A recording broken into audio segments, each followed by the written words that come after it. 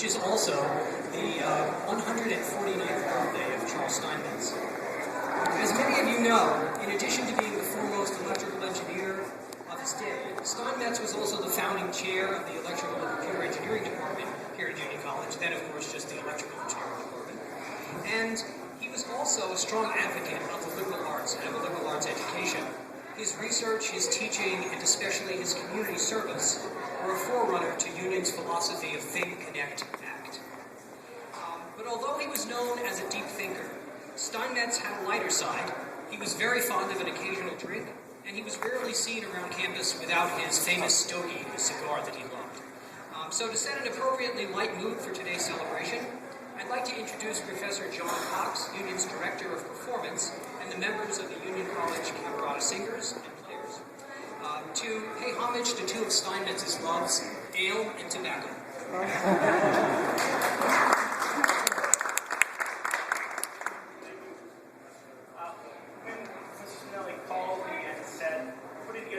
Celebration, and we'd like you to pick a selection of music. I just finished a biography of Steinmetz and was very keen on picking something that he would have enjoyed. And this selection, which I found, Thomas Ravenscroft's Ode to Ale and Tobacco, published 400 years ago this year, published in 1614.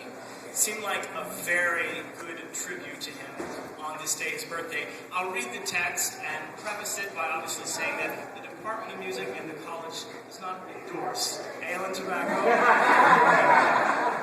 But this poem, I think, does justice here. Tobacco fumes away all nasty rheums, but health away it never lightly frets. And nappy ale makes mirth as April rain doth earth. Spring like the pleasant spring, where air its soaking wets. But in that spring mirth, such madness here doth grow, as feels a fool by birth, with crotchets and ale and tobacco. One clears the brain, the other glads the heart, which they retain by nature and by art. The first by nature clears, by art makes giddy will. The last, nature cheers, by art makes heady still. So we, whose brains else low swell here, with crotchet rules, feed on these two, as fat as heady giddy fools.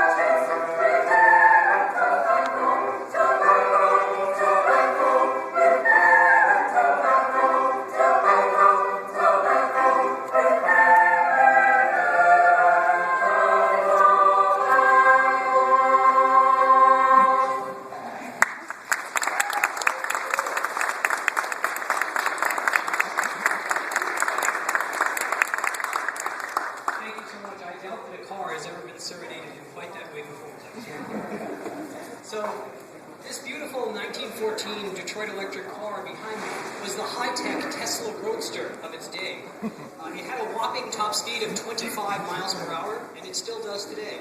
And it had a range of 30 miles. Steinmetz was frequently seen riding around Schenectady in it, and it inspired him to found the Steinmetz Electric Car Company. Many years after his death, the car was discovered rotting in a field, and from 1971 to 1981, it was restored painstakingly to its original appearance and to its current operating condition by Union College faculty and engineering students. It has been displayed at the Empire State Plaza, the Saratoga Auto Museum, the General Electric Corporate Research and Development Center, and most recently at the Edison Tech Center. But until today, it has never had a permanent home on campus where it can be appreciated. This display would not have been possible without the hard work of many people. Gene Davison, the car's driver and mechanic, has painstakingly maintained it in top condition for over 25 years. John Harnden, Union class of 1950 and the founder of the Edison Tech Center, has funded a new set of batteries for the car and has assisted in its care and upkeep during the many years when it was displayed there. Lauren Brzezinski and Paul Matarazzo, the many members of facilities, Schmidt Construction and Precision Glass, all of whom played a role in designing and building the beautiful display behind me. The Planning and Priorities Committee at Union College, the President's staff, and the ECE department who provided the funds for the project, and Teresa McCarty, who was acting president, gave final approval. Finally, the greatest thanks of all go to President Ingley, who had the vision to see the connection of this car to Union's heritage and the commitment to make this display a reality. So it is my pleasure to introduce him to make some remarks and ceremonially open the display. President Ingley.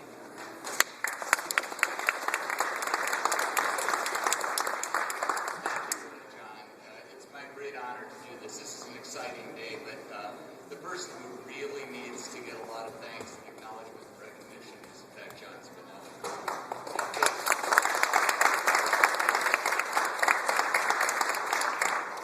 John is a little bit like a pit bull. When he gets hooked on an idea, he sort of latches onto your leg and doesn't let go. So President Ingley really didn't do anything. He had no choice but to go along with John. But actually, he's right. It's a remarkable accomplishment and a remarkably important piece of Union's history. And I'm delighted that we're able to share the moment with the Mayor of Schenectady, who's joined us today. Gary McCarthy has been an outstanding leader in the city in so many ways, and his vision for the future of Schenectady is not all that different than the one that Steinmetz had for the city, and we wish him great success. And Chris Horn from GE, I'm delighted that you could join us. The connection, obviously, between General Electric and Union College, as it was embodied in Steinmetz, is something we're very proud of, and hope that the future is even brighter than the past in terms of the things that we can do together. I'm going to be speaking momentarily to a history class that is focused on the history of Union College. And one of the things I'll be doing is talking about some of the important dates throughout the year that remind us of the impact that Union's faculty and students and the college itself have had on the world that surrounds us. And you might be interested in knowing that one of the dates that I'm going to be focusing on is January the 29th. 1895. That's the date when Charles Steinmetz received his patent for the system of distribution by alternating current. Now that's a mouthful, of course, but what one should always bear in mind is the significance of what Steinmetz and General Electric did for all of us. The very fact that we have electricity that lights this room and lights the car owes to not only General Electric, but the genius of Steinmetz, who believed in the value of alternating current as opposed to direct current as a way of supplying electricity. A remarkable breakthrough. Without it, the world would be obviously very different. But as John was alluding, you also need to keep in mind that while Steinmetz was making these contributions in General Electric, he taught at Union College and in fact founded the electrical engineering department, and at the same time found both the time and the commitment to be the chair of the school board of the city of Schenectady, as well as head the Parks Department, and Mayor McCarthy reminded me that he was also on the city council. A truly remarkable person who, at the very least, embarrassed all of us who think we're busy, because he clearly was because clearly was the busiest. And I always like to think about him visually because I'm told that he stood 4 foot 3 inches tall and yet had this remarkable ability to change the world. Steinmetz should be an inspiration to all of us, and what he should represent to Union College and to every Union student who's listening and celebrating with us today is he should remind you of the DNA of this institution, and the DNA of this institution has within it the notion of audacity, the audacity to imagine what's possible, to imagine the future in ways that ultimately benefit so many people. Steinmetz embodied that, his students embodied that, every one of you, I like to think, embodies that DNA. So it's a great moment of celebration for us. And again, John, thanks for making it all possible and complete. Before I even walk away from the podium, thanks to those of you students for sharing your wonderful music with us today. It made it all more special. Thank you.